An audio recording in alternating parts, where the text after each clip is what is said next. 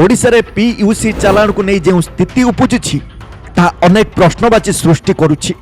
मोटरयान आईन धारा 192 अनुजाई वायु एवं शब्द प्रदूषण नियम उल्लंघन कले प्रथम थर पर 10,000 टंका एवं द्वितीय थर पर समान परिमाण जरिमानार प्रावधान रही। किंतु कटक एवं भुवनेश्वर भली सहर में गोटे गाड़ी ना दिन को 10 ରୁ 20 थर चालान कटा केउ प्रकार नियम यही चालान पछरे लुचि रही प्रकृत कारण कौन? आईनजीवी एलिना दास को कहवा अनुसार पुलिस एवं परिवहन विभाग को सरकार पक्षर एक निर्दिष्ट राजस्व टार्गेट दि जाइछि।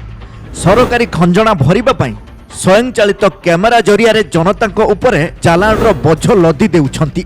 2025 शेष सुधा यही अभियान आहुरी तीव्र होइछि। एठार सबुठारु बड़ आईनगत प्रश्न हेउछि डबल जेपाडी। भारतीय संविधान धारा 22 स्पष्ट भाव कहे जे जड़े व्यक्ति को गोटे अपराध पर एकाधिक थर दंडित करा जाई परिबो नाही।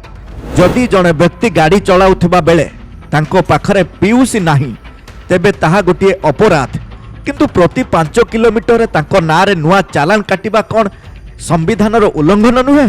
सरकार 50% चालान छाड़र ओटीए स्कीम आनिछंती सत, किंतु मूल समस्यार समाधान केबे हेबो? कहीं ड्राइवर मानक पर्याप्त समय किंबा सतर्कता न देई सीधासलख हजार हजार टंका लुटा जाउछि। एही अन्याय विरोध में आज स्वर उत्तोलन करिवार समय आसीछि। मने रखंतु, नियम मानिबा आमर कर्तव्य, किंतु अन्याय विरोध में लड़िबा आमर अधिकार।